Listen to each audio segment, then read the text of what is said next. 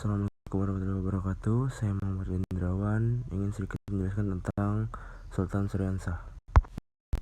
Sultan Syariansah merupakan raja yang namanya adalah Haradan Samudra. Gelar Sultan Surianullah tersebut diberikan oleh seorang Arab yang pertama datang di Banjarmasin. Beberapa waktu setelah Pangeran Samudra diislamkan oleh utusan Kesultanan Demak, setelah memeluk Islam, namanya menjadi Sultan Syariansah. Ia merupakan Raja Banjar pertama yang memeluk Islam dan sejak dialah agama Islam berkembang resmi dan pesat di Kalimantan Selatan. Sultan Syariansah lahir pada tanggal 8 Januari 1526 dan berasal dari daerah Cempa atau sekarang dikenal dengan Martapura di Kesultanan Banjar, Kalimantan Selatan, Indonesia. Tempat kediamannya terletak di Keraton Queen yang menjadi pusat pemerintahan Kesultanan Banjar pada masa itu. Untuk silsilahnya bisa kalian lihat sendiri seperti yang ada di gambar.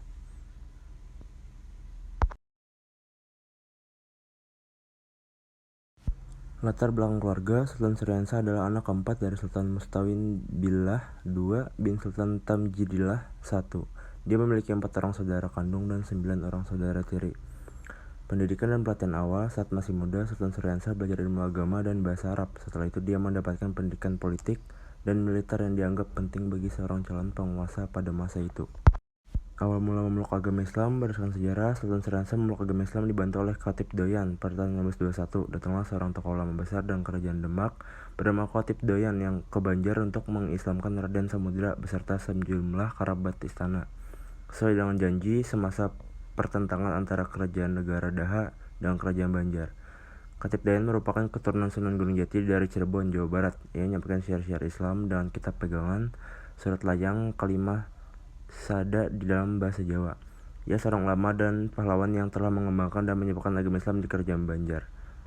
Proses naik tahta. Pada tahun 1632, setelah kematian ayahnya, Sultan Syariansah menggantikan posisi ayahnya sebagai Sultan Banjar. Diangkat menjadi raja di Banjarmasin oleh para patih atau kepala kampung di hilir Sungai Barito. Kemudian ia memakai gelar yang lebih tinggi, yaitu Pangeran Samudra atau Pangeran Jaya Samudra. Ia lebih terkenal dengan gelar Sultan Syariansah dari kata surya atau matahari dan syah raja, yang disesuaikan dengan gelar dari Raden Putra atau Rahdian Putra, yaitu Suryanata Sang Raja, seorang pendiri dinasti pada zaman kerajaan Hindu sebelumnya. Tantangan awal yang dihadapi pada masa awal kepemimpinannya, Sultan Syariansah harus menghadapi berbagai tantangan, termasuk perang saudara, serangan dari kerajaan tetangga, dan masalah keuangan.